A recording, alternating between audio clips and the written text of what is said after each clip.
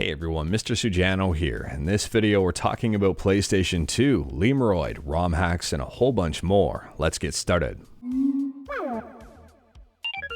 Alright, we'll kick things off here talking about a brand new launcher for Android called OxShell. They say it's an attempt to recreate the feel of a classic video game system. Let me know what system you think this one is in the comments below. Now it is worth pointing out that OxShell is not an emulator, it's a launcher, it's there for looks and feel. They say at the moment the feature list includes controller support, live wallpaper service, built-in file explorer, you can launch ROMs directly into emulators that currently support it. You can create custom associations for ROMs and other files. You can install and uninstall apps, and you can customize the home menu. OxShell just got its first release, and it's available right on GitHub. It's free and it's open source. On top of that, if you wanted to pick it up from the Google Play Store, you absolutely can, and there's a small fee attached to it. So if you try this one out on the GitHub and you like it, then you can always support the developer by picking up the Google Play Store version. I kind of like this approach, and I wish other developers took it. Next up, we're talking about ROM hacks, and if you're a fan of ROM hacks, you might want to bookmark this GitHub. I'll drop a link to it in the description below.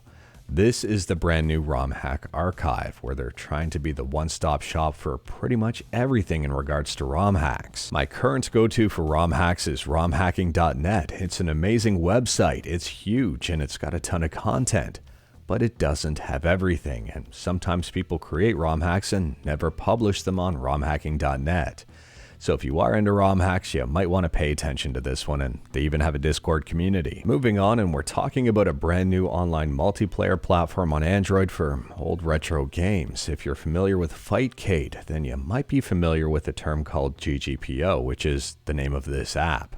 This is a brand new app. It currently works with CPS2, CPS3, Neo Geo, and some more. It appears they're trying to make things easy with this app to play some old arcade games on your phone in an online multiplayer setting. But taking a look at this demonstration, and I've got more questions than answers, it looks like they might be downloading ROM files and BIOS files automatically. And that does raise an eyebrow or two. Anyways, there are touchscreen controls. It's also compatible with Bluetooth controllers. And speaking about easy to use, next up we're talking about Lemuroid, and Lemuroid just got a brand new update. They've updated their databases, they've updated their emulator cores, and they've added in a brand new feature you might be interested in. So if you've recently updated Lemuroid, head into your settings and take a look at the brand new HD mode. It applies a post-processing upscaling filter, and it's just a toggle switch, simple and straightforward and fun. It'll make a bunch of your games look a heck of a lot better. It's worth checking out, and Lemuroid is simple to use. Moving on, and we're talking about Atari Jaguar emulation with BigPEmu. And for those who may not be aware, the developer of BigPEmu is experiencing some pretty significant health issues. There's a full update to their status over on their Patreon page, which I will link to in the description below. In this status update, they apologize for lack of recent developments on BigPEmu, and they also pre-apologize for a lack of updates moving forward for the next little bit. Rich, if you are watching this video, you don't have to apologize for anything. You've done an amazing job on your emulator so far, and we really don't need any updates while you're getting better. Just take your time and heal. The community will be here for you when you're back. And next up, we're talking about PlayStation 2 emulation with PCSX2, and PCSX2 has a bunch of little updates. If you head to PCSX2.net and click on downloads, you can see there's a whole bunch of nightly releases here over the last few days. There's a number of GameDB fixes, including lens flare for Metal Gear Solid 3 Snake Eater, and this improvement has a whole bunch of fixes, including Ape Escape 3, Final Fantasy X, Zone of the Enders, Gundam Battle Assault 3, Lego Racers, and more. Here's an example of one of the fixes for Indiana Jones and the Emperor's Tomb. This is the before and this is after, where you can actually see the map. If you haven't updated PCSX2 in a while, make sure to update. If you're using version 1.6, you're horridly out of date at this point. At the time of filming, they're currently on version 1.7.4263. And speaking about LEGO, next up we're quickly talking about LEGO. This is a tweet from LEGO today talking about the brand new racing game that they're going to unveil March 23rd. If I scroll down just a little bit, it appears that 2K is in charge of it. And speaking about new games, next up we're talking about a brand new game that was just announced based on a movie. Snyder is making a movie called Rebel Moon.